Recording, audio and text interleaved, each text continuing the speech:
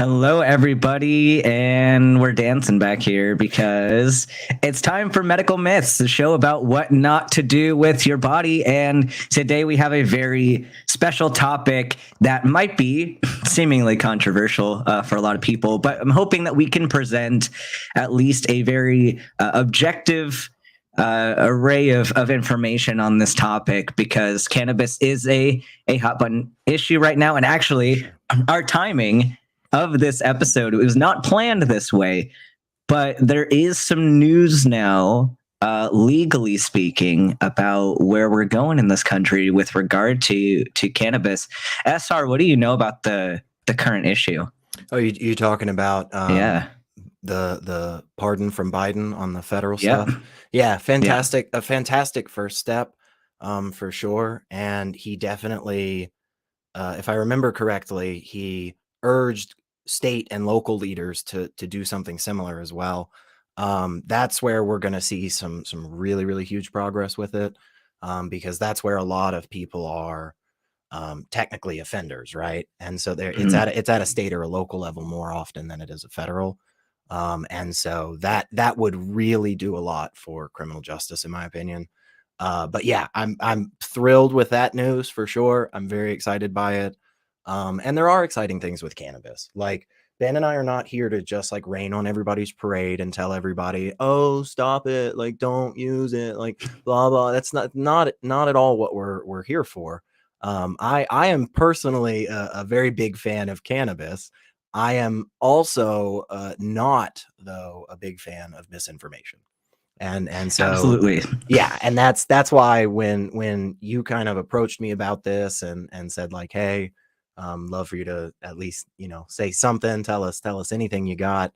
I was just so excited. Honestly, I sat down and put like 6 of the slides together for this little presentation that I'm gonna go through here later. So I'm excited for it. There's some stuff in here definitely that I think is probably going to cause a little bit of ire with some people, but hopefully, yeah, I mean, hopefully we can give a really well-rounded case for stuff. Again, not here to fear monger, not here to tell people that all the ridiculous lies and crap that's been told over the years about it.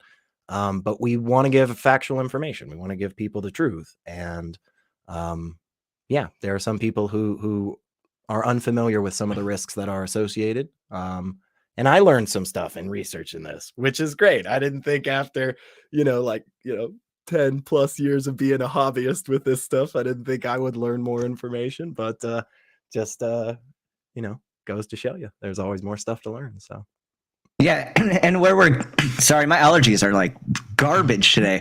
But where we're going with this topic it's not to say that cannabis is bad, and it's not to say that cannabis is good. And the problem is we have people on two sides of this extreme of like, there's absolutely nothing bad that can happen from using cannabis, and then the other side of there's absolutely nothing good that can happen from using cannabis. But the truth usually lies somewhere in the middle. And like anything, any chemical that we consume, which like everything that we consume is a chemical on some level. caffeine right here. And some of these chemicals have more Sabrina's flirting with us in the chat, and I got distracted for a second. But with compounds that have more effect on the body, of course, you're going to have obviously effects on the body, and these are not always benign effects. Sometimes you can get complications with it, and that just comes with it being an active chemical. So and it's worth I'm sorry, go ahead. No, please finish. Oh no, go for it. I was just saying it's worth people having the correct information to assess the risk for themselves and be honest with your doctor about it and so forth. I mean, we talked about this when we were getting prepared for this show over the last couple of weeks, how we drink alcohol, but we know what the risks are. We're not pretending and lying to ourselves that there's literally no risk associated with drinking whiskey, right? We are weighing that for ourselves as individuals, and that's what we want. We want to be able to help provide other people. So absolutely. And flashback to my one of my other streams about cancer cures that I found on Facebook. There's some people out there that are using cannabis in their apple cider vinegar and their baking soda mixtures in their syringes to cure cancer, and this is absolutely inappropriate and not safe to be used in that way. So we are promoting adults who are able to make their own decisions, Right. to be allowed to make their own decisions in what substances they put in their bodies and have informed consent in that matter, to where you are aware of what you're getting into. Yep. And that you are using safely and in a way that's going to be something that you know is a risk.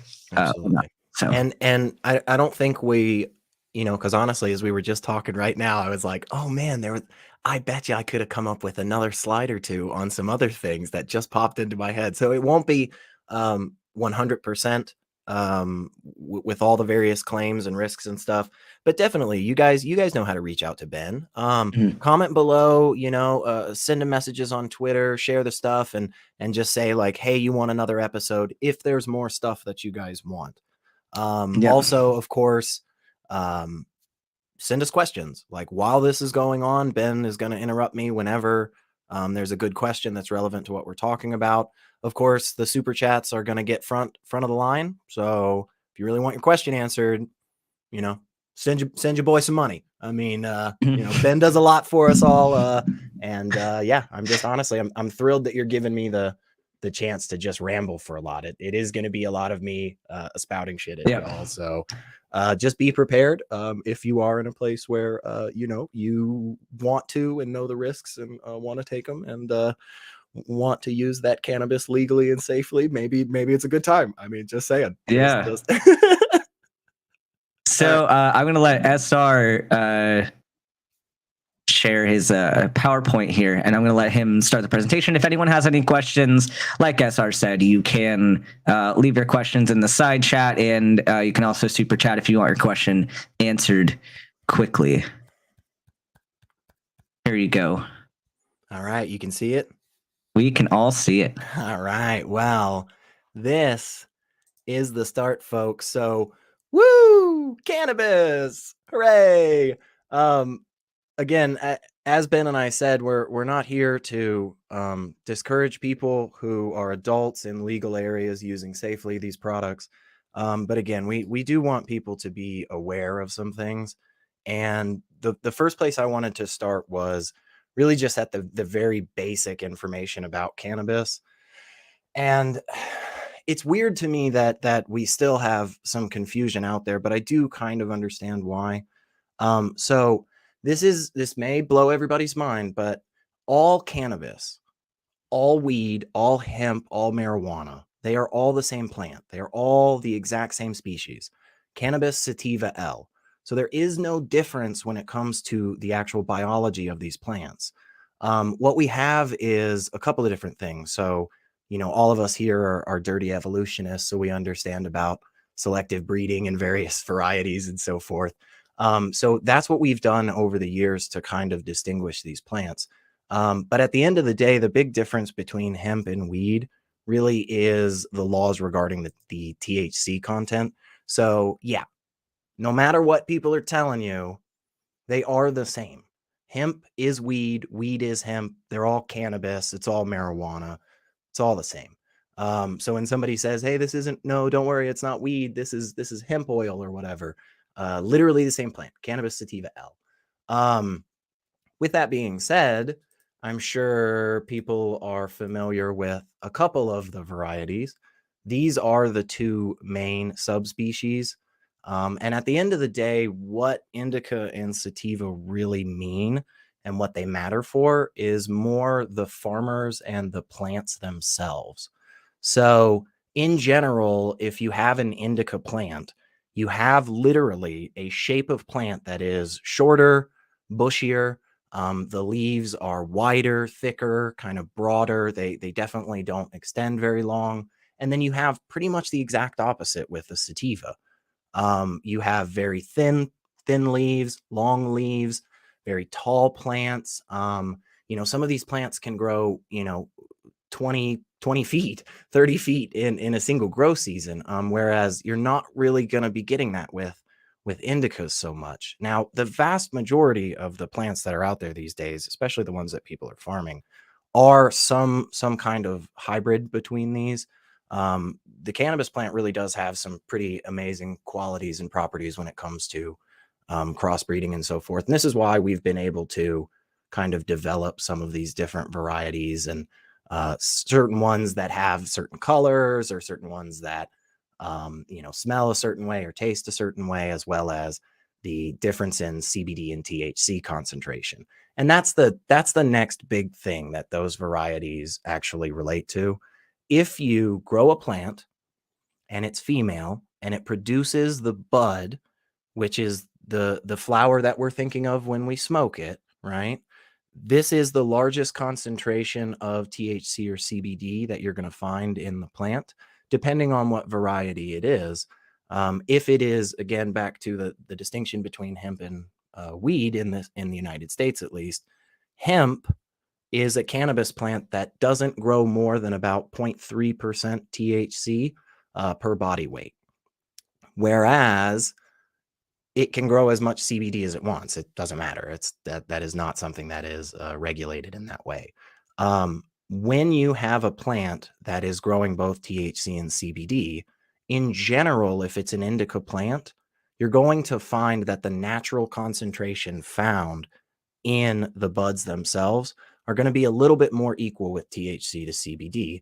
Whereas with the sativa, you're going to have a more noticeable gap between the two. And you're going to generally feel more of that feeling of being high because there's a higher concentration of THC. One of the reasons that this is important to understand what these terms are actually relating to is because in a lot of the marketing in the cannabis industry, on a lot of different levels, there's obfuscation on purpose, and people will talk about sativa or indica as being able to give you these effects, when in reality, what's going on, it's the THC and the CBD, y'all. I mean, we know this, right? It's not the label on the bottle of rum that matters. It is, at the end of the day, how much alcohol is in it. It's the chemical itself. If you go to the point of extracting from a sativa or indica plant, notice that the first thing, the actual shape of the plant, is no longer important, right? Because you've concentrated the THC or CBD. And then the next main thing is that the natural concentration is now gone. And so an extract that is a sativa extract or indica extract isn't really sensical. You're not really saying anything there. That being said, people do still do that. But there has been a bit of a shift in the industry, and one that I'm definitely a really big fan of. I think it provides more information, and we will talk about that in just a second. But before we do, I do just love giving facts about things. That's just fun stuff. So there is another main variety, another main subspecies called ruderalis. And this one is definitely one that is not commonly known or understood by a lot of people, but it is still kind of fun. So generally, cannabis plants will start to produce buds, again, if they're female, after it has achieved a certain amount of nighttime to daytime, right? So it's a light cycle that changes, basically. And this is what a lot of growers will do in indoor grows and things, right? So they have lights, they let them go turn on for 14, 16 hours a day. Then they have night, they turn them off. And then as the plants grow, they will change that to being more nighttime, meaning the plants will put more effort into creating the bud and then producing the THC and CBD. Ruderalis, that variety, actually has what's called auto flowering. And so what that means is, instead of a light cycle, it literally just starts to produce buds after a day period.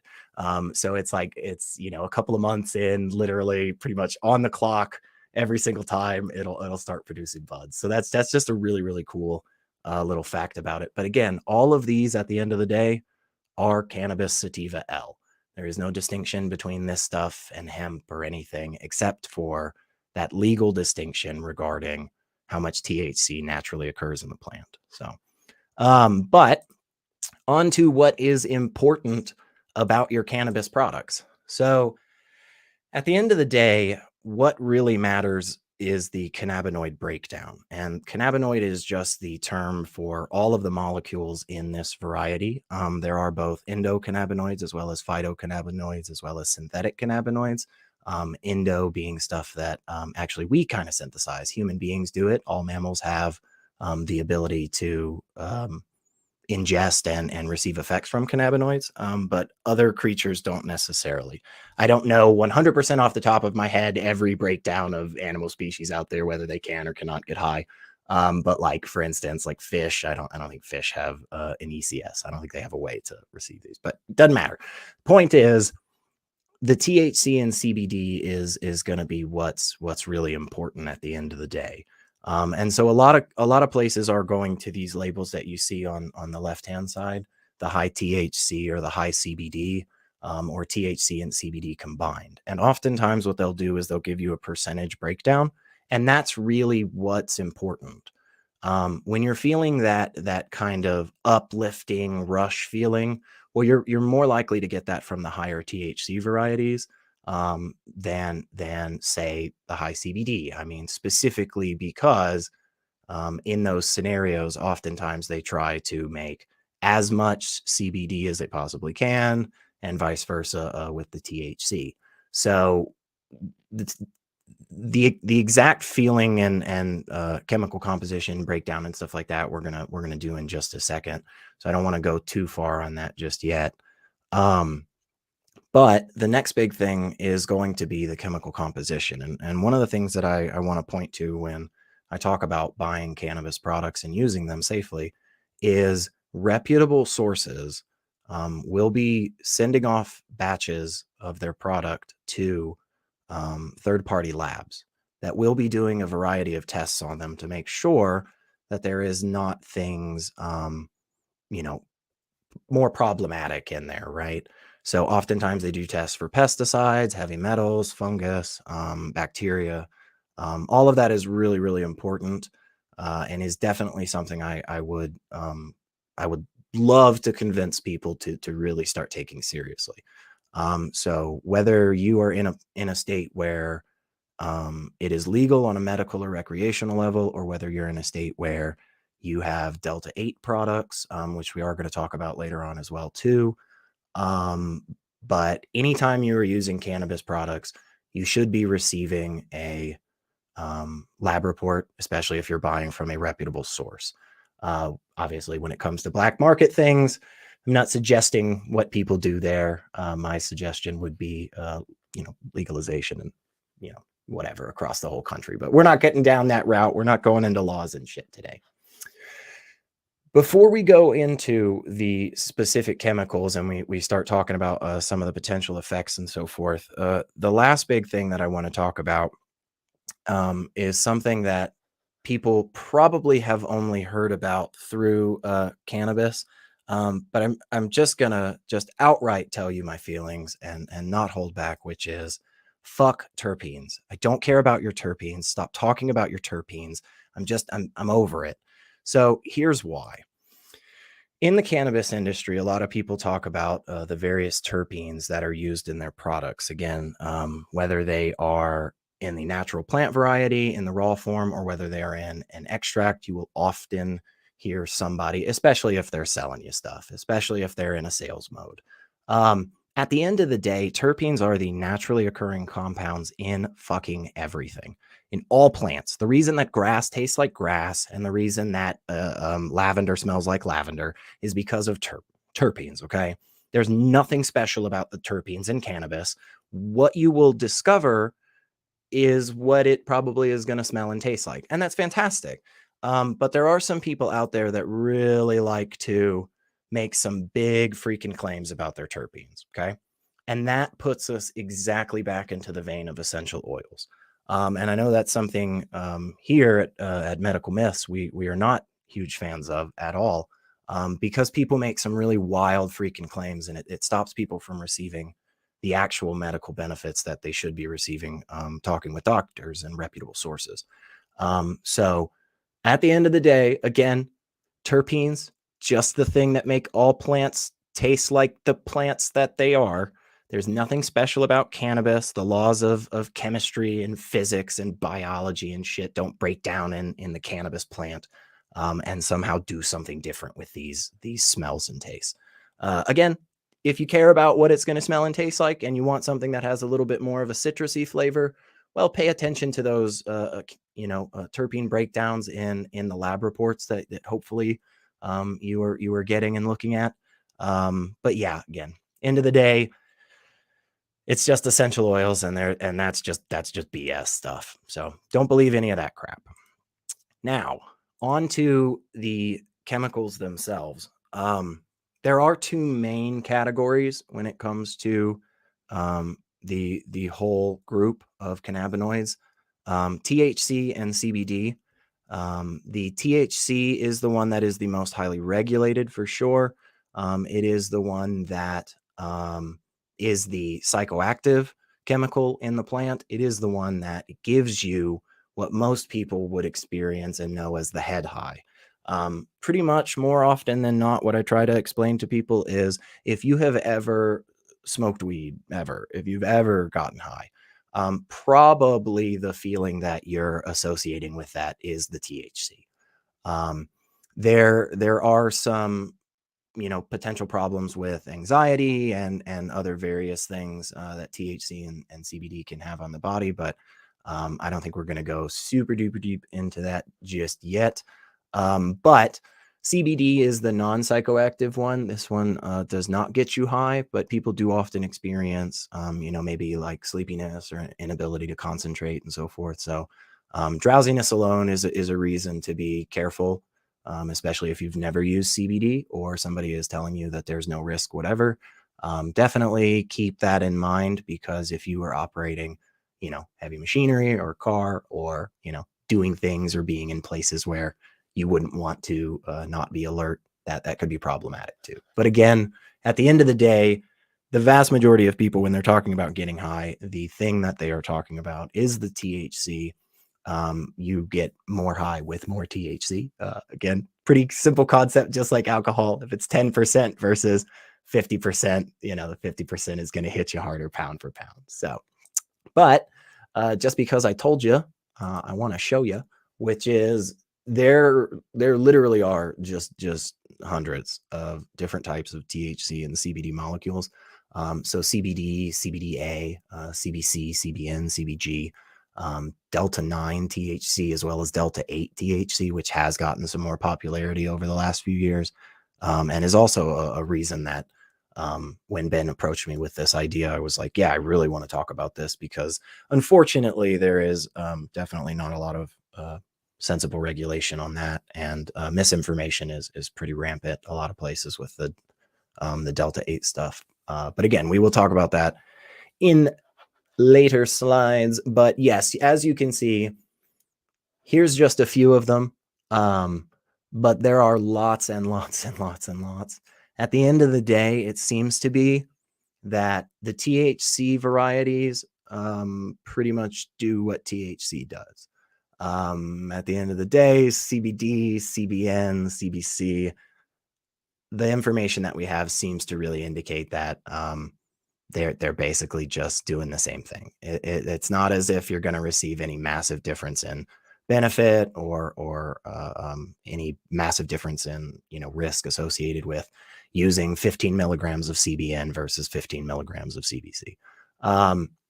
That being said, I will definitely say, and you'll hear me say this a lot, there is a lack of information that I would want for sure when it comes to studying these molecules and how they work with our body. And we have a lot of good information, but at the end of the day, there's still a lot lacking, and it would be awesome to receive some funding for various organizations to look more into it. So I think it'd be beneficial. But what in the heck is going on in the body? Why is it important to understand this? Well, the endocannabinoid system, I kind of mentioned it earlier. It is something that all mammals have.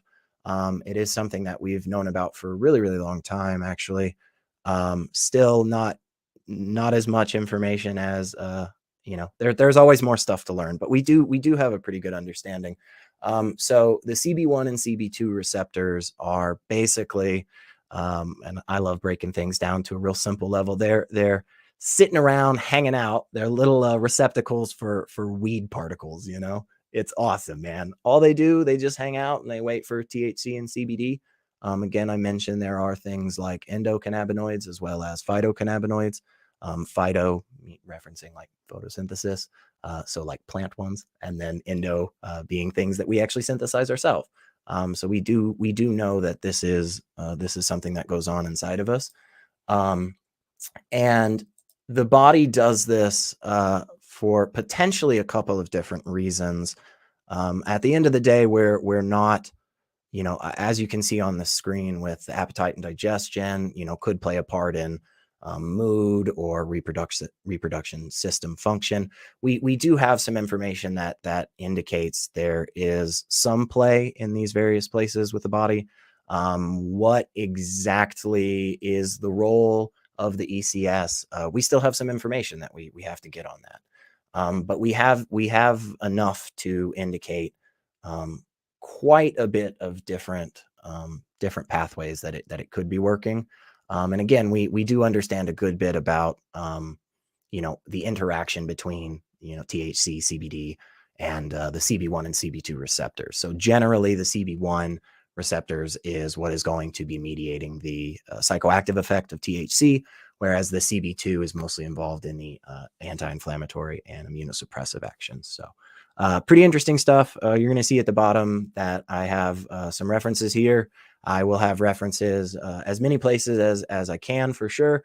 And if there is anybody out there that is like, oh my God, I think you're so full of bullshit, SR, which, that's probably fair. But speaking of sources and YouTube videos, so we know that there are some people who think that YouTube videos are a source in themselves, but this is a reminder that even if we're saying good things on a YouTube video, and even if our points are valid and sound, you still should go to those references and find the actual information, because we are in no way saying that we are a substitute for these sources that are listed. 100%. And absolutely, because believe me, I am not a scholar when it comes to chemistry or biology or agriculture.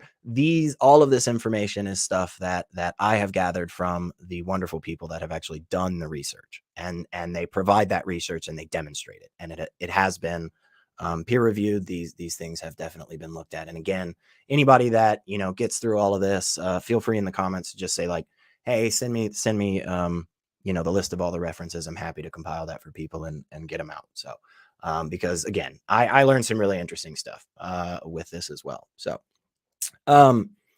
So we're here today to talk about what cannabis and THC and CBD and so forth can do for the body. So the first place that I wanted to start with this, I felt it was really, really important to at least highlight this a little bit. We won't be spending the majority of the time on this exactly, but it is really important because I hear people say that there is no risk involved with smoking cannabis. Okay. That claim to me is frustrating, and here's why. And if you disagree with me on this next claim of mine, please feel free to express your anger. But guys, the jury is back. We have settled this information a long freaking time ago. Smoking is not good for you, just any way that you're doing it, no matter what, versus not smoking. The not smoking is always the healthier option. Like, stop telling people, please, that there is no risk, there is no harm associated with smoking cannabis. Okay. That being said, like I said, I want to provide some information. So we have here, and I'll just pull them all up so we can see from. So the National Academies of Sciences, Engineering, and Medicine, 2017. So there is substantial evidence of a statistical association between cannabis smoking and worse respiratory symptoms and more frequent chronic bronchitis symptoms. So that is definitely something to remember. That being said, there is limited evidence of a statistical association between cannabis smoking and an increased risk of COPD when controlled for tobacco use. So again, we're not here to fearmonger, and we're not here to obfuscate about the risks or anything, and try and tell everybody that it's it's the worst thing ever. Oh no, it'll bring about the end of the world. Like, no, that's not what we're here to do. And we're going to provide the information where we have good information that says things like, hey, it may not be that bad. And we're going to provide the stuff where we have good information where it says, hey, it may actually be a little bit worse than people are saying. So Yeah. So what we're going into here is the fact that we don't have conclusive evidence that would show that you are likely to develop a new onset COPD due to cannabis smoking. However, if you already have a condition such as COPD or asthma, you might be more likely to have an exacerbation. So, yes. And that's the important distinction to be made with this. We're not claiming, and we don't have evidence at this point to say that you're going to develop these kinds of issues. But not everybody is in a state of their health where they can get off scot-free after doing this. So if you have a history of asthma or COPD, maybe use some caution when engaging in these activities.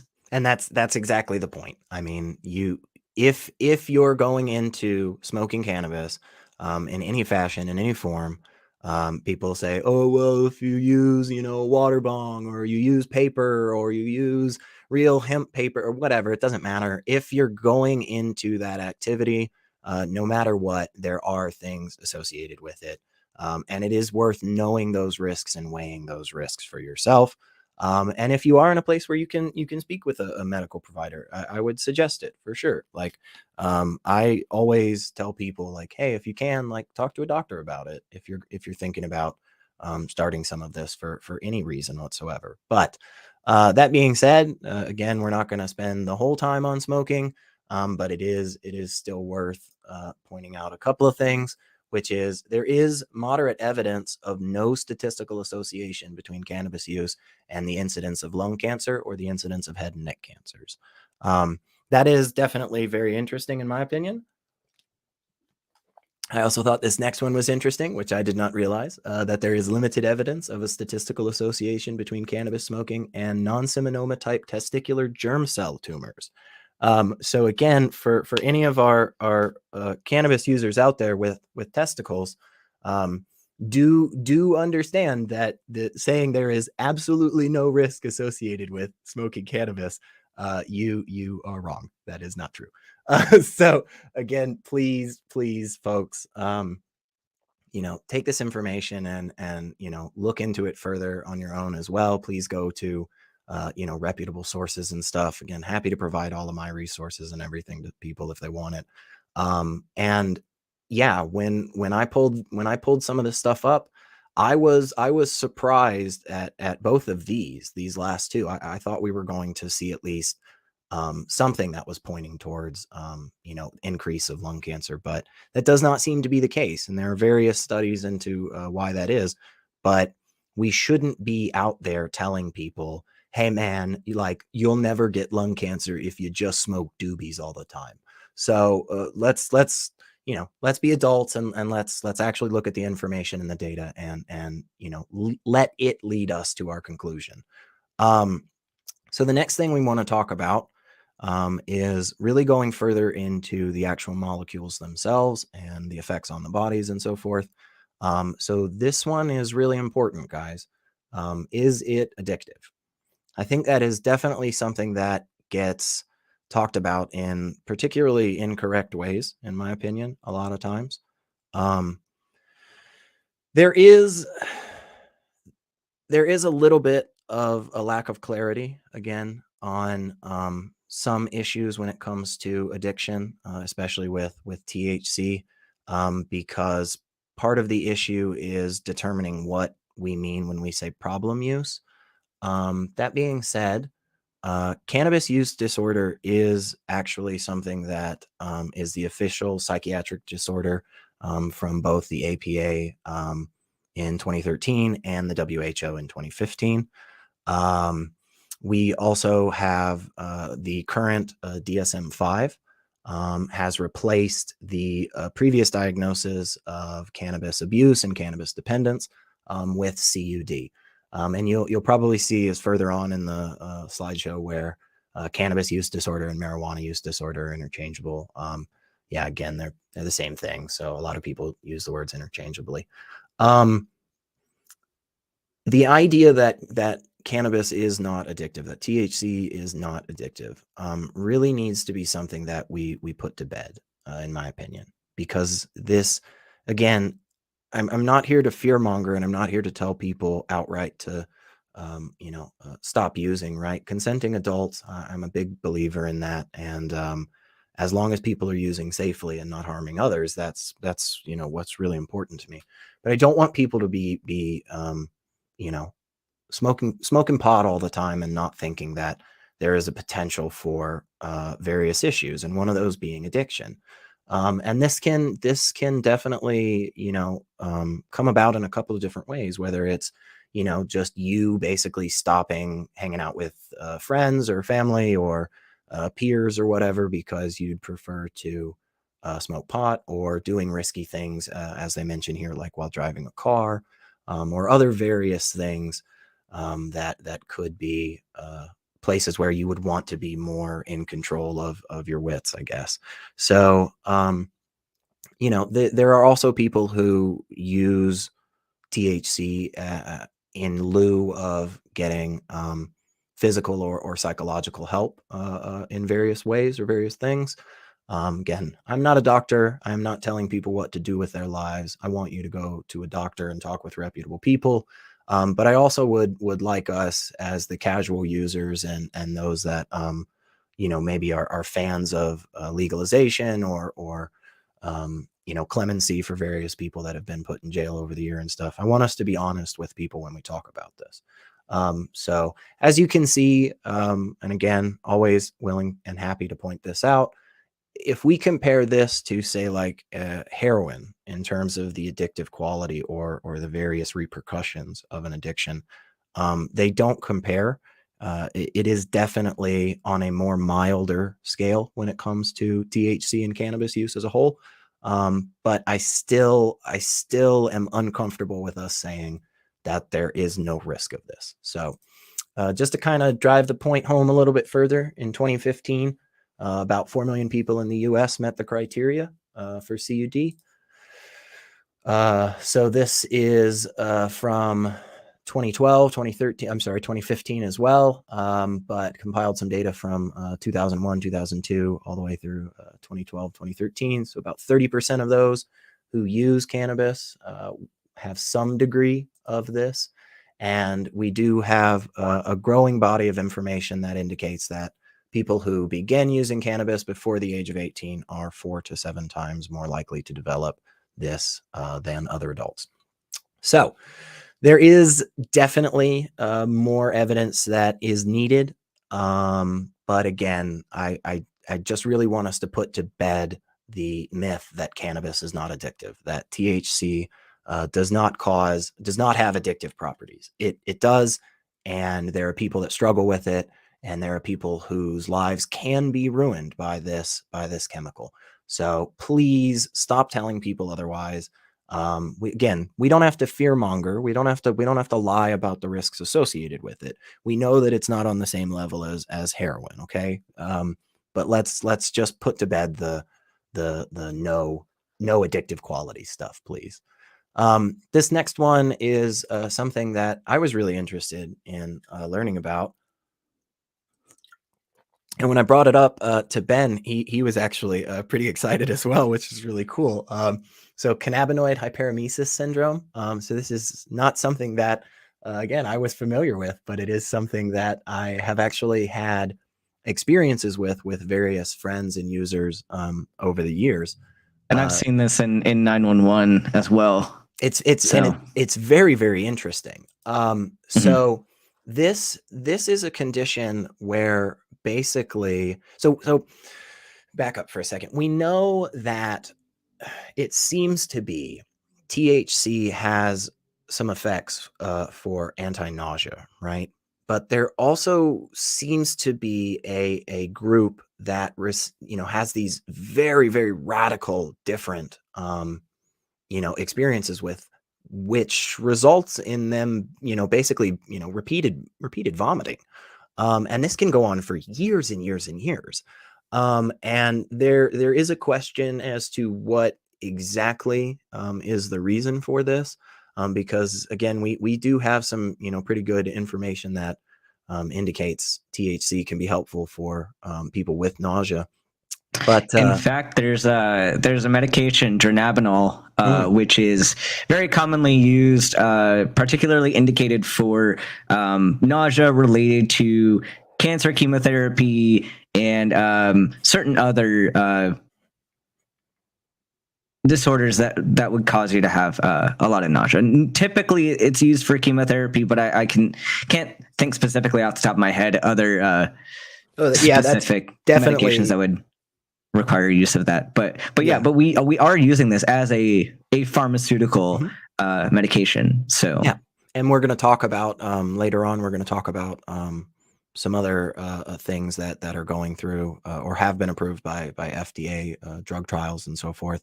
But yeah, this was definitely something that was new for me. I was surprised to know that there was any literature on this, let alone a fairly decent amount.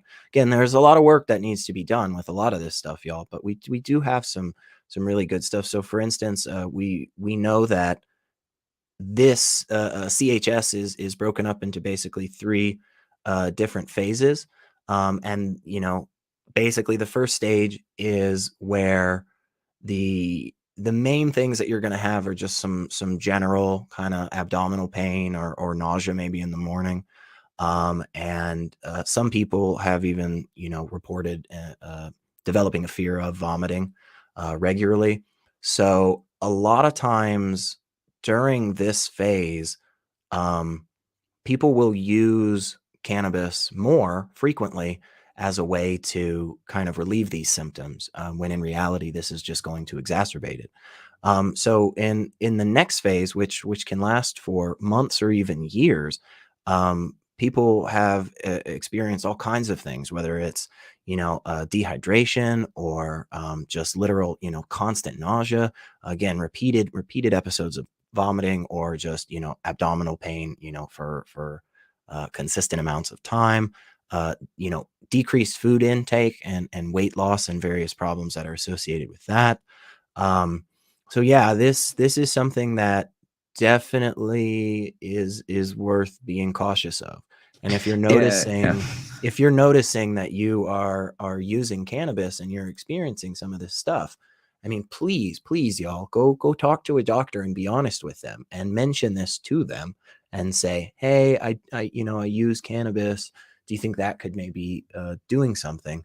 But yeah, go ahead, Ben, please. And something with this too is that any condition that can cause uncontrolled vomiting can be very dangerous and lead to hospitalization. So it's definitely not something to just consume more cannabis for. Definitely, if you think that you might be dealing with this and you have been chronically using cannabis, maybe stop for a little bit and definitely go get help, because one of the biggest issues that we see with hyperemesis in all forms, because you can get this with pregnancy, you can get this, there are certain just idiopathic conditions that cause cyclical vomiting, and you're very likely to get metabolic alkalosis, because you're vomiting your chloride and your hydrogen ions, so you're losing acid. But the interesting thing is that we have in our bodies some compensatory mechanisms to deal with this, but actually the way the body handles alkalosis, especially in this mechanism, is absolutely terrible. And I will make a video in my The Human Body Sucks series about why this compensation backfires actually and prolongs alkalosis. So if you get rid of your acid and then your body tries to make more acid and get rid of your your bicarb to balance this out, your body actually sucks at that and gives you more bicarb and makes you worse. So, so this is definitely not something to play around with, because you might need some extra intervention to prevent you from being alkalotic and to help your body out, because it clearly can't help itself when this happens. Yeah. And again, that's why this is one of the biggest reasons why Ben and I wanted to do this, is because there are things that at the end of the day, okay, is it gonna literally rot a hole in your stomach? No, it doesn't seem like it's gonna do that. But is it going to lead to is there a chance for potential problems that can compound and really, really cause some severe harm to people? Yes, absolutely there is. And us being blind to that, or telling the public that that is not the case, or spreading misinformation like that, it is not helpful, because there are people out there that this type of diagnosis would probably be very beneficial for. And the good news is, it seems, even with the still the lack of information that we have on this, we have seen people recover, and it is actually the final phase that they list here. And normally the way to do it is just stopping cannabis use entirely. I understand why some people don't want to do that. I get that. I'm not, again, not your doctor. I'm not your parent, so I'm not telling you what to do. But when people are away from cannabis after, being diagnosed with CHS, they are, they are able to start eating normally again. They stop having the abdominal pain, and the various other problems that Ben has, talked about. So that's good. It is possible that it comes back when using marijuana again in the future. Again, we don't have enough information to say that, hey, after having this and being away from cannabis for like 5 years, well, then you're good. We're not there yet.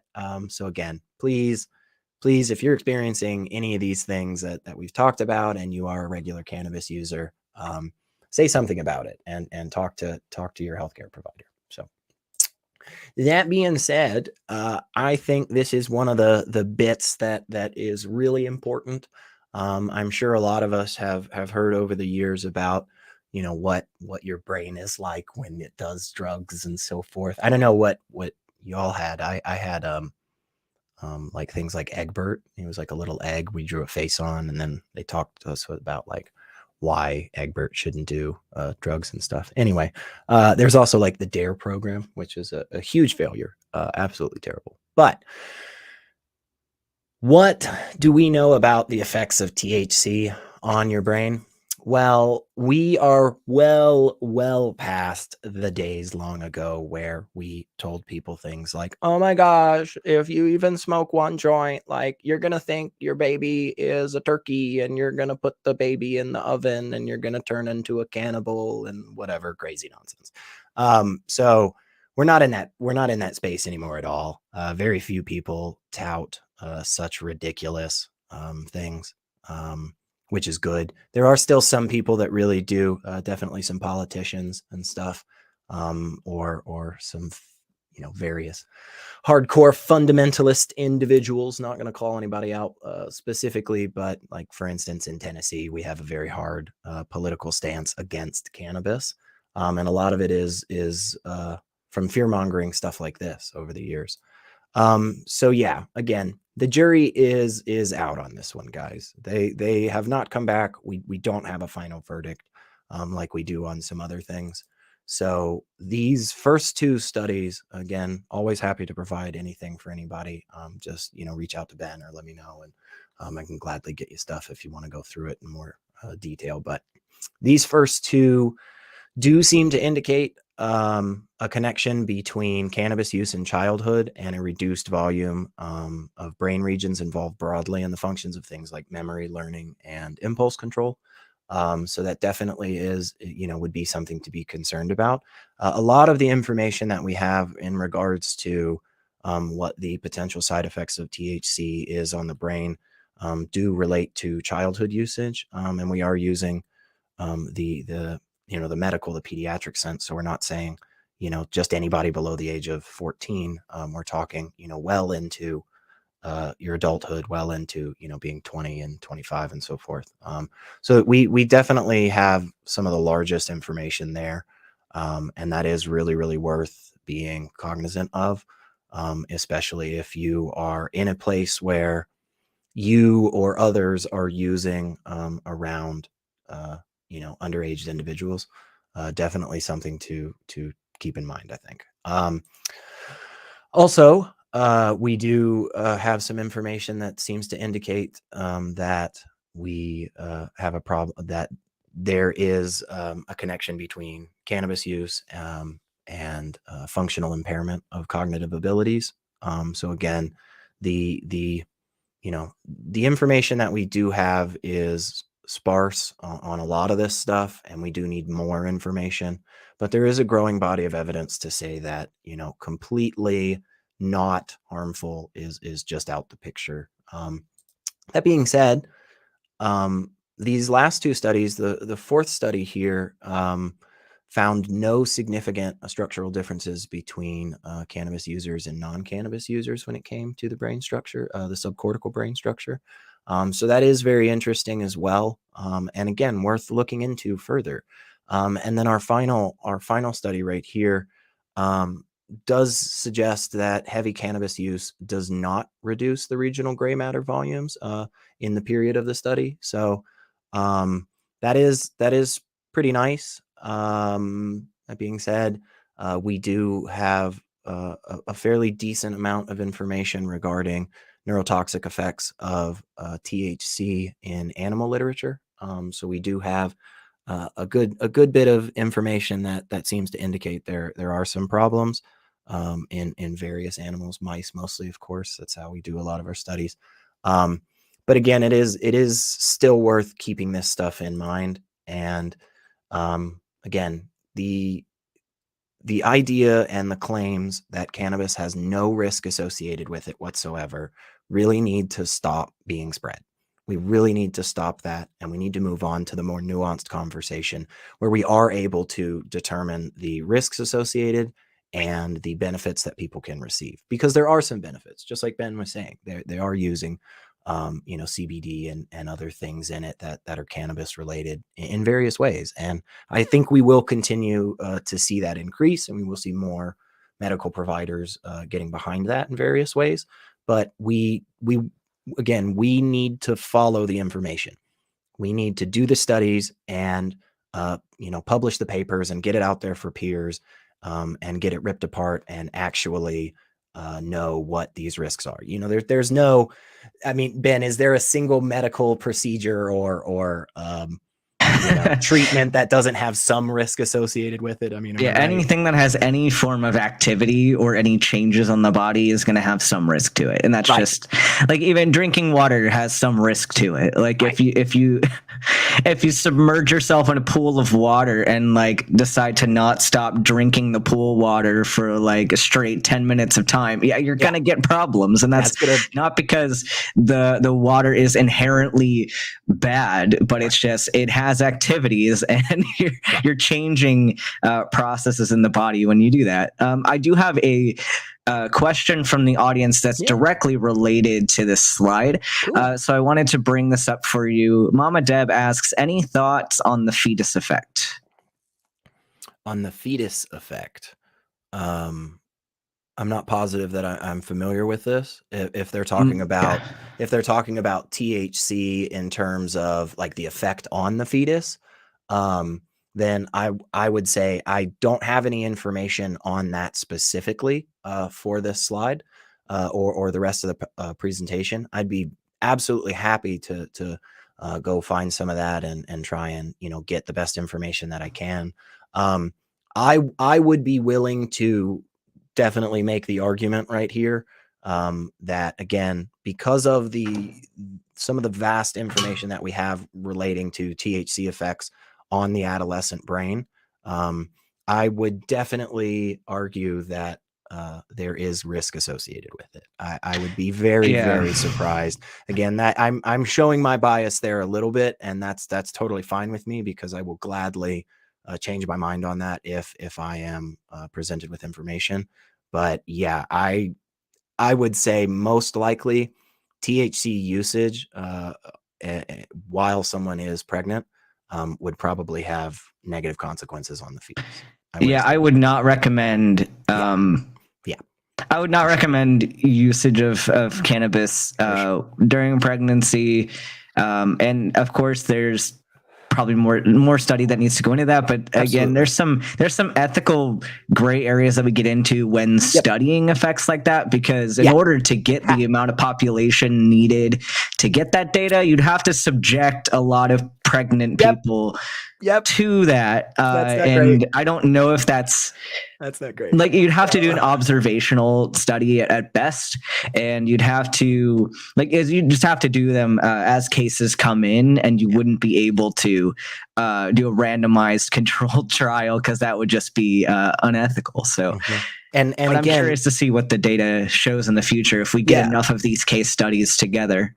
Yeah, absolutely. 100% on that. And again, like happy to, believe me, I am very, very happy always to change my views on things when presented with good data. And if there is good data that does, again, as some of these studies that I've shown today, they do seem to indicate, hey, maybe not as much of a neurotoxic effect as some of the other literature would say. So, but again, just to drive it home, we have moved on from talking about smoking cannabis.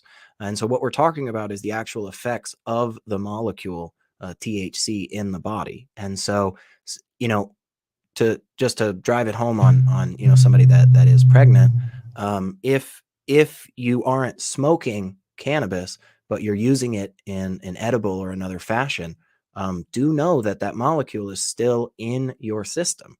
Okay. And so what we're talking about is the effects on the body from that chemical. So, you may say, hey, there's no, okay, well, I won't smoke, but I'll do edibles. And it's like, well, again, this stuff still. And something to take into consideration, because I'm sure that down the road we could potentially find ways to use like dronabinol, as we had mentioned, for hyperemesis gravidarum, which is that cyclical vomiting in pregnancy, usually in the first trimester. And I'm not opposed to having a regulated pharmaceutical board say, hey, this is safe, and we found a way to extract what we need to use and regulate the dosage that someone's getting of whether it be CBD usually is the active ingredient there, and not really needing to take into account THC concentrations. If you can regulate that and have a route of administration to where it is safe, like, I'm not opposed to that by any means. The problem is, like, when we get into these plants and you're using the actual plant, you can't regulate the amount of compounds in each plant. It's going to be variable just because it grows that way. So controlling for a dosage, if you were to take a plant, you could be getting a higher dosage than you needed, and it could end up having different effects. So if we had something regulated that was shown to be safe in pregnancy, then I would be okay with that, and I think SR would also be okay with that. Yeah, 100%. So, and I think that's a beautiful segue into the next thing that I wanted to talk about, because this was definitely one of the ones that I learned a little bit more about. I was on a bit of a different side, and I had some bias going into this next one. So probably one of the places that people have really heard about CBD and THC having medical benefits or properties is related to epilepsy, seizures of kinds like this. So there is some indication for sure that CBD and THC can be helpful in reducing the frequency and severity of seizures generally in severe forms of epilepsy, though. The FDA has been pursuing a good bit of research, and even in 2018, actually approved Epidiolex or Epidiolex, I don't know how you pronounce it, doesn't matter, for things like Lennox-Gastaut syndrome and Dravet syndrome, which again are much more much more severe forms of epilepsy and much more frequent and upsetting seizures for sure. The the frustration and the thing that I had to kind of contend with when I was looking into this um, is that is where the largest body of evidence is when it comes to what these molecules can do for helping people with epilepsy or seizures in general. So if someone does not have one of these more intense forms like DS or LGS, then it seems to be the case that the beneficial effects for THC and CBD are not as well founded. And that is why I have this last study over here as well, because this seems to indicate that in less severe forms of epilepsy, CBD and THC has the possibility to exacerbate them. And that is definitely not something we should be miscommunicating on. If somebody is out there and has mild seizures and is using THC and CBD in lieu of medicine provided by a doctor with peer-reviewed studies and stuff, please, please, please, please, please, please go talk to your doctor and let them know. And work it out with them. It may be perfectly fine for you, but again, there is a growing body of evidence that is talking about how in the more severe forms, as the ones mentioned, there is definitely some benefit that can be received. But in some lesser forms, it can actually make it worse for people. Yeah, and I talked with SR when we were going over all this information about kind of why this happens, and I did look into this a little bit because when you have some of these more severe seizure disorders, like what needs to happen in order to have a seizure, there's a certain threshold of brain activity to reach to cause a seizure. And certain medications, and we know this about a wide variety of pharmaceuticals that can lower the seizure threshold, thus making it easier to enter into a seizure. And so that's something that we have to take into account just with epilepsy patients in general of will this medication increase your likelihood of seizures by lowering this threshold. And when you have a severe seizure disorder, your threshold is already very low. So it's already very likely that you're going to enter into seizure-like activity. So even if THC was to lower that threshold, your threshold is already so low that it might not make much of a difference, or it might improve that threshold a little bit. But when you have somebody who has a higher threshold, it's where it's less likely for them to have seizures at all. You add a compound that lowers the threshold, therefore making it more likely for them to have seizure-like activity. So that's kind of, it seems like a paradox in that it's making it seemingly worse for people with mild seizures, but that's why it's not related to the severity of the seizure itself, but it's related to the likelihood of having said seizure. So I hope that clears some things up for the audience. Right. And again, this is one of the things, this is a reason why Ben and I wanted to do this. And we're really excited by this, is because this is something that could definitely have some major side effects for people. And going around telling people that, oh yeah, doctors are just giving out joints to people who have like seizures or whatever. Please stop all that garbage. And let's follow the evidence. And for those that we have some good data to show that they will receive benefits, let's continue that data and study and benefit those people. And for those that it can cause harm to, let's be honest with them and let's not obfuscate about it. When I was looking into this further, one of the places that I ended up going was the epilepsy monitoring unit for Penn Epilepsy Center. And the medical director, Dr. Catherine Davis, had a really good quote that I liked. So when it came to people touting the amazing benefits of THC and CBD for epilepsy, she puts it very simply. Her quote is, "We don't yet have the research to support this decision." And I understand, like, I'm not here saying like, hey, just because Dr. Davis said it, you got to believe it. No, what I'm telling you is, of the people out there who would have the reason, who would be in a position to say like, yes, let's keep pushing, let's tout as many benefits as we possibly can and so forth. I mean, again, she's the medical director for the epilepsy monitoring unit at Penn Epilepsy Center, y'all. So definitely somebody that has their finger on the pulse of this. And again, I think it is really, really worth noting that there are risks associated with it. So that being said,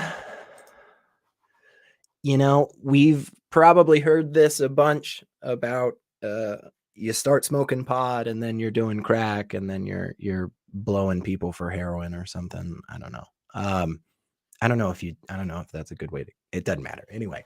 But there is definitely some interesting stuff when it comes to whether or not THC is this kind of thing that makes people want to use other drugs and so forth. This is something Ben is fairly familiar with, called cross sensitization. So where something basically is sensitized to a stimulus in general, and it's generalized to a related stimulus. So definitely, Ben, if you want to talk a little bit more about that real quick, I think that might be helpful. But yeah, I actually don't have a whole lot to add because I know you're covering a lot of good stuff here. Okay, good. Well, then perfect. But yeah, I mean, basically, as it sounds, I mean, we do a little bit of THC and it makes us feel good, and then we drink a little alcohol and it makes us feel good, and our body just kind of associates them together and may kind of give us a little bit more push in that direction. What do you think about this this allegation in the chat? Oh, I can't see it, so you just have to tell me. Oh, it says SR says you can blow people for heroin. You heard it here. Is that Tons? It is Tons, yeah. I can tell you that I have always known Tons to be a very stand-up person. They have never seemingly misrepresented anything. So I'm not saying it is true. Anyway, but here, and I have to get up for a brief second. My allergies are kicking my butt, but I'm right here. So I'm gonna let SR kind of take the floor for a second. Woo. But yeah, just to kind of wrap it up on, whether or not THC is a gateway drug. Again, the most evidence that we have is related to use in adolescence. There does seem to be a correlation between using as a child and stronger usage as an adult, as well as other various drugs. Again, one of the big issues when related to understanding whether or not THC is something that causes people to use harder drugs are these guys right here. Nicotine, caffeine, and alcohol are so very prevalent in our society, a lot of societies all over the world. And so it is kind of tough to know. Maybe it was the nicotine or maybe it was the caffeine that did it. Again, not 100% on a lot of this stuff. There is a lot more research that needs to be done, y'all.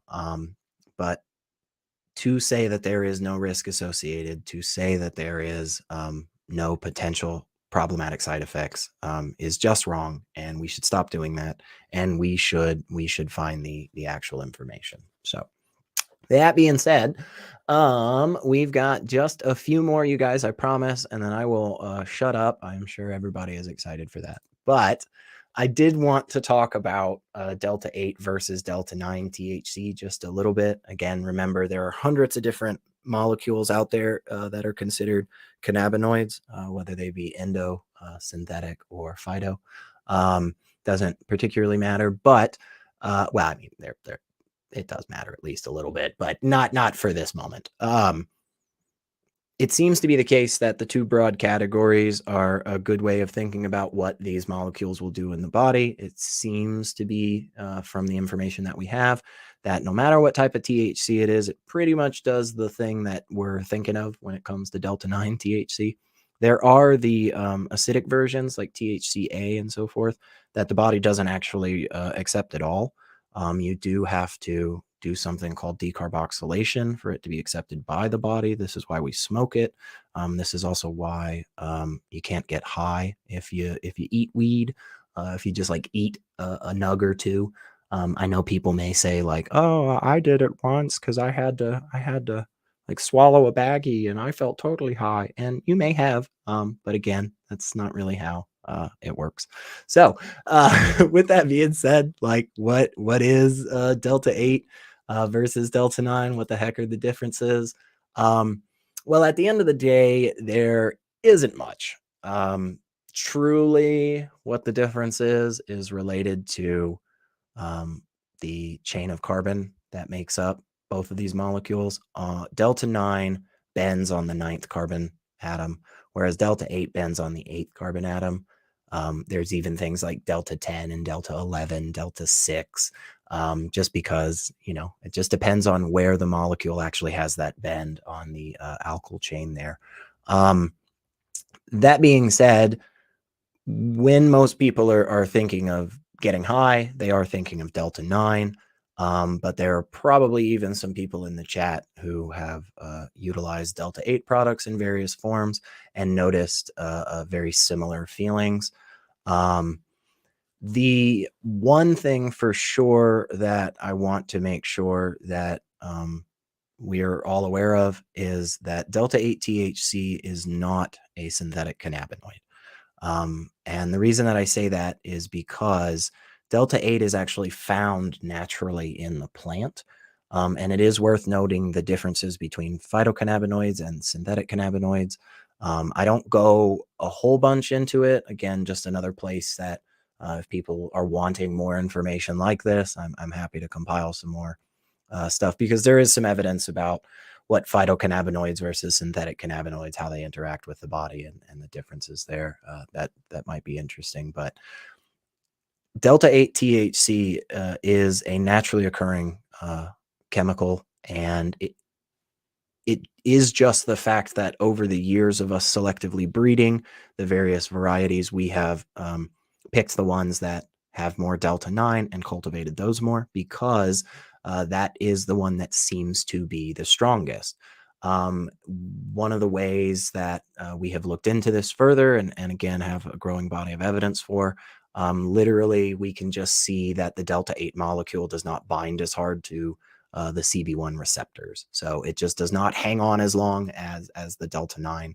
And it seems to be that strength in binding to those receptors that matters for how high we get. Now, as with everything, again, a 6% beer versus a 40%, shot, you're gonna feel a little bit different, but you can always drink more of the 6% if you so choose. Again, we want people using safely and responsibly and so forth, but consenting adults for sure. So Delta 8 is, because it is not grown and because it does not naturally occur in such a great quantity, it is extracted.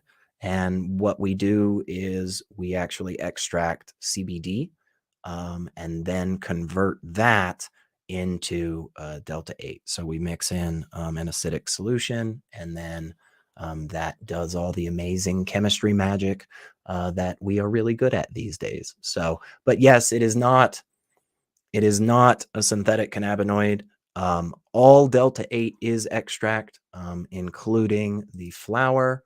That is something that I think is also worth noting. So you may find there may be, again, people here watching this right now that are familiar with Delta 8 flower, have even purchased and used this. Delta 8 flower is CBD flower, meaning it is a cannabis plant that, while producing buds, does not produce a high content of THC, and thus is legal across the country. And they then extract the CBD from another plant, take the buds from this CBD plant, and then they, after converting the CBD extract into Delta 8 extract, they then either spray or dip the buds in the extract. So again, all Delta 8 is extract currently, at the very least. It could be the case that 10 years from now you can grow Delta 8 plants. I would be surprised if that's the route ultimately we decide to take as a society. It just seems to be the case that Delta 9 eventually is moving, it's moving further and further towards legalization in a lot of capacities. But yes, because of the Farm Bill of 2018, that legalized CBD very specifically, but it also has a mention of some other aspects. So it does mention Delta 9 THC and talking about how that is still a Schedule 1 on the FDA level. Although, again, as Ben mentioned at the beginning of this episode, there was a recent announcement from President Biden currently who has talked about trying to potentially change that. But again, the Farm Bill of 2018 did specifically legalize CBD and all the other isomers and derivatives, and that is why Delta 8 is legal in most states. Again, it is technically legal on a federal level, but there are some states that have made it illegal, both states that have and do not have recreational or medical cannabis. If I could speculate a little, I would guess the places that are that have medical or recreational cannabis are attempting to bring Delta 8 under that exact same regulation. That would seem to me the most logical thing. So again, Delta 8 doesn't seem to be as strong as Delta 9. Delta 8 is always an extract. It is a naturally occurring compound. It is not synthetic. So yeah, and definitely if I know there's a lot of misinformation about Delta 8, and one of the biggest reasons is due to the newness of it on the market, as well as a lack of regulation of a lot of kinds. So the Delta 8 stuff for sure should be coming with lab reports, by the way, just to harp on that a bit more. It is really, really, really, really, really, really worth it. So get those lab reports and see what's in the product and know what the effects are going to be, because a more concentrated THC product for a Delta 8 is going to give you more of that head high feeling, more of that feeling that you get from those sativa plants that we talked about. And then one that has a lower concentration of THC, the more often than not, the extract is going to be, the majority of what's left is going to be CBD. So if you notice a lower content of THC, then you have more CBD and thus more of that body high. So again, there's a lot of interesting stuff with that stuff, but there is some misinformation out there, and one of the biggest ones is that Delta 8 is it's a synthetic, so it is not. So don't be confused. But we are really, really close to the end, folks. So definitely, I really do appreciate everybody, hanging, and I'm sure most people that wanted to probably started using cannabis before this, and are having a good time either way. But there are some other myths out there about other minor cannabinoids and things that I do want to make sure we talk about. So I don't know how many people yet are familiar with things like HHC and HXC. They are hydrogenated THC molecules. Just put pretty plainly, we take some hydrogen and we stuff it into THC. That makes it more stable. It means it's less likely to degrade due to heat or oxygen. So that can be helpful for various reasons. But at the same time, it seems to be HHC and HXC are growing in popularity in terms of usage, again, mainly due to the lack of criminalizing laws on these stuff. Oftentimes on the marketing, it will say THC free. And the way that people will market it is that it gets you high, but it's not THC. And they sometimes are not explicit about this, but sometimes they are. And they will say that using these products while getting you high will not make you fail a drug test. So let me just put that shit to bed. That is not true. Do not believe that. Do not tell people that, because Ben, if you had anything, again, I can't see anything, so I don't know if you've ever come back or not. Oh no, I'm here. I've just been listening. I had to go off and take a Zyrtec, but we're all good now. So we talked about this being, most likely related to the enzymes that would break these molecules down, and that being the thing that indicates it in the urine. Am I still correct on that? Or yeah, I mean, for the most part, with drug tests, they're not looking for the actual drug molecule, they're looking for its metabolites because it's going to have to go through the liver and undergo conjugation and that kind of thing before it's released. So if you are secreting these metabolites, it doesn't matter what compound you're taking. If you're getting the same metabolites, it's going to be red on the drug test, which is an interesting thing that you get into with certain amphetamine derivatives, because whether or not you're taking methamphetamine or some other type of amphetamine, you're likely still going to come up positive because the metabolites are similar. So, right. and oftentimes drug tests won't necessarily be able to tell you what variety of drug you're using. It will just kind of tell you the class of drug that you're using. So that's kind of the same thing going on here. Yeah, and exactly. So please, again, even though, yes, technically, the product is THC free, it is not the molecule THC. And again, these molecules will give you very similar effects. They are, for the most part, legal across various states. I haven't looked into all the various laws and stuff. I know, for instance, in Tennessee, HHC and HXC totally legal. But again, do not use them if you are at risk of needing to pass a drug test, because they will most likely make you fail. So because we do have some indication that yes, it is the same metabolites. So that being said, we're going to move on to another fun one, which is THCO. Again, one of the things that the Farm Bill did in 2018 is it opened up a lot of research and consumer products in the various other cannabinoids that are out there that we have known about. And people are playing around for a lot of different reasons. Obviously, one of the biggest ones is the criminalization of the Delta 9 THC, which is the one that most people are familiar with, is the one that in general we're talking about when we're talking about getting high. So one of the things other than that, though, is the strength of it, right? I mean, that's always something that people are going for. And so there are a handful that have gotten their day in the spotlight, so to say, because they have been touted as being 300 times, 3 times as strong, 30% as strong, all kinds of freaking ridiculous things that are frustrating for me. So THCO is a synthetic one, but the reason that it is being touted as being 3 times as strong is related to kind of what I was talking about earlier with the differences between Delta 8 and Delta 9 THC.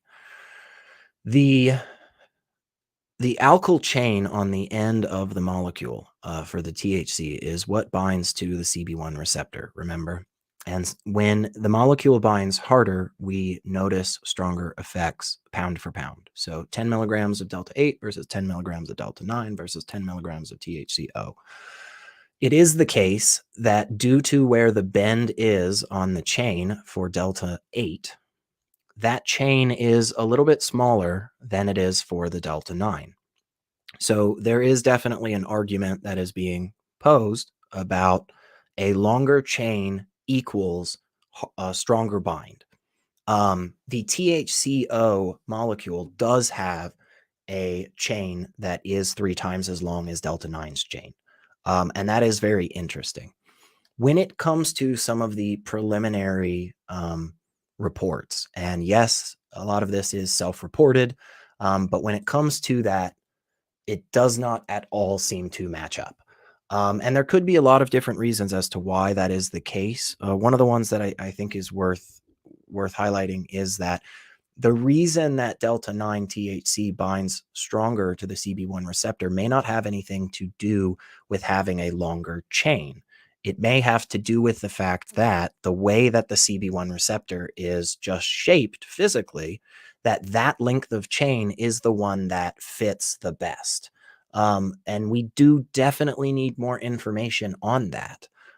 So we have a pretty big hole in our understanding of stuff right there, even though we do know a good bit. So if somebody is out there touting one of these minor cannabinoids, again, and they're talking about, these two things for sure, like, hey, you won't fail a drug test if you use this, or hey, this one is so much stronger and stuff. Just please look into it. Please be skeptical. Again, this specifically, the THCO is one of the biggest ones I've heard people is saying is 3 times as strong. And again, the reason that they are making that claim is because of the fact that the alkyl chain, which seemingly is what binds to the CB1 receptors, that is 3 times as long as the delta 9 THC chain. But that may not have anything to do with the effects that we feel at the end of the day. So it may be like a lock and key scenario where it doesn't matter if you have a bigger key, this lock takes a certain shape to work. Yeah, maybe sometime I'll go over enzyme mechanics and organic chemistry with the audience, because there's a lot of stuff there that will clarify that issue. Oh yeah, yeah, and there is more research being done for sure. But yeah, I'm never a big fan of people shelling out an extra $50 for stuff that's not going to do what they say it's going to do. But just a couple more. Delta 8 THC is CBD. I've heard people say this. I fully hope at this point that none of the audience believes that. Delta 8 THC will get you high. It will make you fail a drug test. Please do not listen to people if they say that it's just CBD. It is not. It is generally, it is derived from a CBD extract. But again, please do not go into using Delta 8 products thinking that you are using CBD. And then just the very, very last one, because I saw this one very specific one day in some marketing stuff, and it infuriated me. Again, one of the reasons why I was really excited to do this with Ben. THCV helps with diabetes is the claim, and that is just bullshit. I just can't fucking say that anyway else. That is not true. Do not be using THC to help with your diabetes, folks. Go to a doctor and use the actual medicine. So, but that man, that is freaking it. And I am all done. All right. And yeah, we man. have one question from Kyle, which I don't know if I can address this now, because I want to make sure I give you the correct information, because I would need to do some reading on this. But why does weed fix up your nerve pain? And I want to look into the actual mechanism, because I'm not 100% sure if it's a pain perception mechanism or if it's specifically inhibitory at the receptor level. I'm gonna look into that and get back to you on that, because I want to make sure you get correct info. And again, there is definitely a huge space for more solid research to be done with THC, CBD, and cannabis as a whole. I hope that people learn some things. I hope that maybe some of it was valuable, and I hope that at the very least, again, everybody out there that checks this out and sees this, if you hear people making these claims, please push back on them and tell them, like, hey, it's really not a safe thing to be telling people shit like that. Because again, there are definitely some very, very, very harmful consequences that can result from this shit. Again, guys, just be real. I was high while I made that presentation most of the time. So I again, a fan of it myself, but I am evaluating the risks for myself, and I'm trying to do so responsibly and safely. But yeah, I hopefully people are a little bit more knowledgeable on stuff. And hopefully we can move forward in reducing stigma surrounding these compounds, because of course I would love to get to a place where people feel safe approaching their healthcare provider and saying, hey, I use this substance. And because you should be able to have that open conversation without fear of going to prison because you disclosed that piece of information. So hopefully we're moving forward in that area, and hopefully social stigma will go down, and that people can use more safely. So that's all we're here for, is to encourage safe usage. We're not here to tell anyone to stop using it. Right. But it's just like alcohol. Like we were saying, if you're going to use alcohol, you should be aware of the risks of using alcohol. So it's the same thing. Like I drink alcohol. I might have a caffeine problem, Well, but there are psychoactive substances that I use on a regular basis, and I try to be safe about using them. But that's all that we're doing here. So I hope no one is too angry at us for anything that we said. But I did get a comment earlier asking if we can put the references in the description. So I might just get the references from you and then. That link totally them works below. For me. That totally works. I can compile them in a doc and get them over. Sweet. I'll try to get that right away. Yeah, so we'll do that within some kind of time frame. I mean, SR does work for the complaints department, and they're already so bogged down in the complaints department that we're going to do the best that we can to get those sources in the description. We're understaffed, honestly, is a problem. And I'm not complaining, but I'm letting you know we're understaffed. Yeah. So if there's anybody out there that wants to join Ben's Discord, come to the complaints department. We're always looking for new people. And we'll interview you and get you on working some of these complaints. Yeah. So yeah, and so let's. Yeah, for announcements, definitely Simos is in the side chat. Do not forget to hit the like button and ring that bell, subscribe. And I know Secular Rarity and I have something really fun going on tomorrow. What are we doing tomorrow, SR? I think, and I could be wrong, but we're chatting blasphemously, or no, we're discoursing sinful. No, what is it? It's Talk Heathen.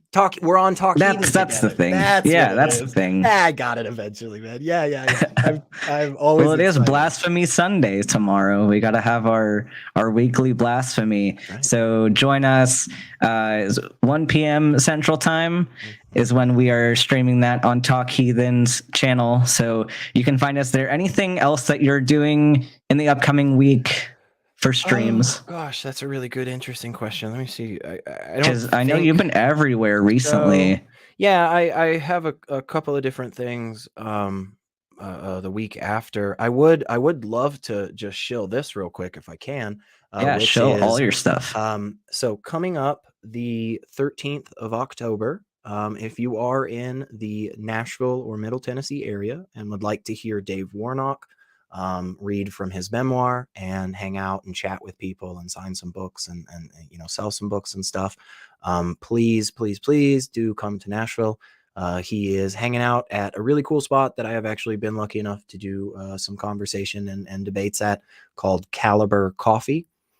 So that is in Nashville. Again, October 13th, 6 p.m. Central. Dave Warnock is going to be hanging out and reading from his memoir in person. So if you are in the area and would like to get there, I think it would be awesome to just have a big show of heathens out there supporting. So, oh yeah. Anything else you got going on? That's all I got for the foreseeable future.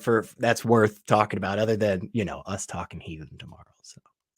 Yeah. So also there is the after party after this for the patrons, and I think SR is going to hang out with us for a little bit. So bring your conversations, bring whatever you want. If you want to come hang out with us on the stream, if you are a patron, you are welcome to join us. And of course, always gonna thank our patrons because they are supporting this channel. So a big thanks to Reggie, Jody L, Pharmacy Sabrina, Tons of Mice, Uncle Beck, Haney Ball, Kevin Downey, and Charlene. Thank you for your support, and I hope to see you all in the after show, which will be starting about 5 to 10 minutes after this. Sometimes we start a bit early because we're bored and need something to do.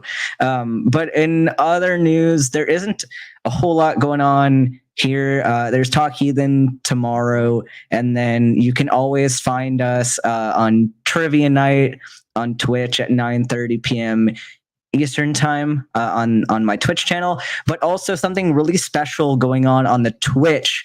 Not only is there regular trivia this Friday, but on Saturday after Medical Myths. So I'm actually doing like a triple header of shows on Saturday, and it's going to be kind of nonsense. I will be doing Medical Myths at 2 p.m. Eastern Time with Phoebe J. Rose talking about food safety.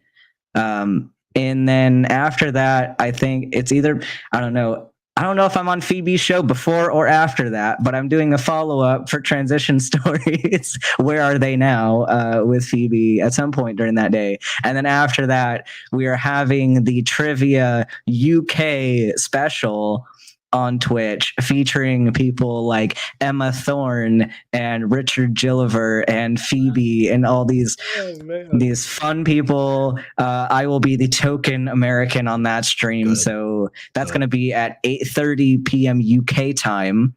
So it's earlier in the day for us. But come hang out there. Like 1:30 Central, I think. Something like that. Yeah. Yeah. And then the 19th of October, which isn't for a little bit, but I'm starting a kind of a monthly Bible study stream with some people in the community. I think so far our group has Heathen Queen, Overprotected Atheist. I think Godless Granny's getting in on this. But we're going to be talking about, we're going through a Bible study book for women called True Woman 101 and kind of exposing the toxicity that is often behind closed doors in women's Bible studies. So it just sounds gross already. I'm sorry, but yeah. And I think I don't remember the time that it's gonna be at. I'll put out more announcements as that gets closer, and then that's a lie, and that's my last announcement. I promise. Last one. That on Halloween, which again is a ways out, but I'm doing a Halloween spooktacular celebration that's going to be on YouTube and on Twitch. So we'll start off on the YouTube doing some fun games and things, a little costume guessing contest. I'm trying to get everyone on the panel to dress up like another streamer and then have to guess who everybody is. But for the Eastern time and Central time people, we're starting earlier on the YouTube, and then for the Mountain time and Pacific time people, we'll be on Twitch afterwards. So I think we'll be hitting everybody in the community with that. So stay tuned for all of that. You do actually have one. You do, right? Don't you have a new series coming out that you're doing on your channel?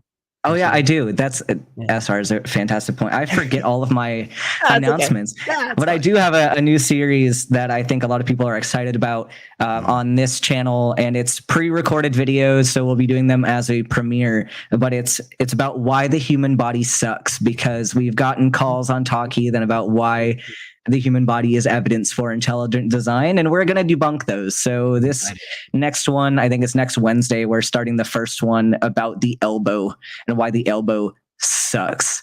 So lots of reasons I can think of, but I'm excited to see what you have to say. But join in for that, and future episodes of that will include things like metabolism and why metabolism sucks. We'll talk about the human eye and why that's a terrible argument for intelligent design. So stay tuned. It'll be a good series. But with that, we're going to move over to the Patreon stream. So you can, if you're a patron, you can find that on the Patreon page. You can also find a link to that in the Discord, in the patron Discord. So thank you everybody for joining us. I know it was a lot of announcements. I'm sorry, but we'll see you all in the next one. Bye, everyone.